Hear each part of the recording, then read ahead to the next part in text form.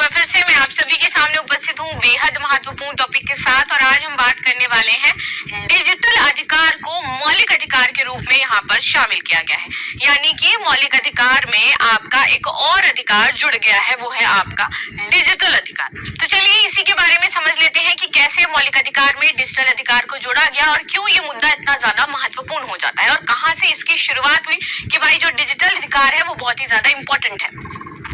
आगे बात करते हैं तो सुप्रीम कोर्ट का कहना है कि डिजिटल अधिकार तक हर व्यक्ति की पहुंच जो है वो मौलिक अधिकार के तहत आती है और आज के वक्त में ये बहुत ही ज्यादा जरूरी है, क्योंकि जिस तरीके से पूरी दुनिया डिजिटलाइज हो रही है और अगर किसी को यहाँ पर डिजिटल पहुंच नहीं प्रदान की जाए तो वो पीछे हो जाएगा। तो इसीलिए क्या है, सभी को यहाँ पर डिजिटल जो अधिकार है वो प्रदान किया गया है। ठीक है, आगे आ जाते हैं। डिजिटल पहुंच जीवन को सिर्फ आसान नहीं बल्कि जीने के लिए समान अवसर भी देती है और इसलिए और भी ज्यादा महत्वपूर्ण हो जाती है। सामाजिक आर्थिक अंतर को पाटने का एक तरीका ये भी है कि डिजिटल मोर्चे पर सभी को एक जैसे मौके मुहैया कराए जाएं।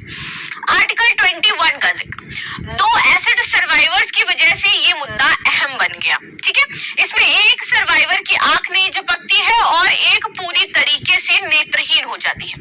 इस वजह से दोनों का जो बैंक केवाईसी है वो नहीं हो पा रहा था, क्योंकि वहां पर खड़े करके आपका जो फोटो है वो लिया जाता है, आंखों की टेस्टिंग की जाती है, अंगूठा लगाया जाता है। तो जब इनमें एक आंख इनकी ब्लिंक नहीं हो रही है, जो दूसरे हैं उनको आंख ही नहीं है, तो कैसे उनका केवाईसी हो पाएगा, राइट।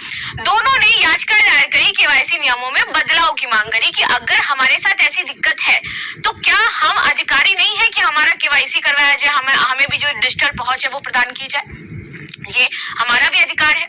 आगे आते हैं। शीर्ष अदालत ने इस केस को बड़े परिप्रेक्ष्य पर देखा और संविधान के आर्टिकल 21 का जिक्र किया। जितने भी नए आर्टिकल आपके नए अधिकार जुड़ते हैं वो आर्टिकल 21 के तहत आ जाते हैं। जीवन जीने का अधिकार जो है हमारे पास, उसी के तहत इसको शामिल कर लिया गया है कि भैया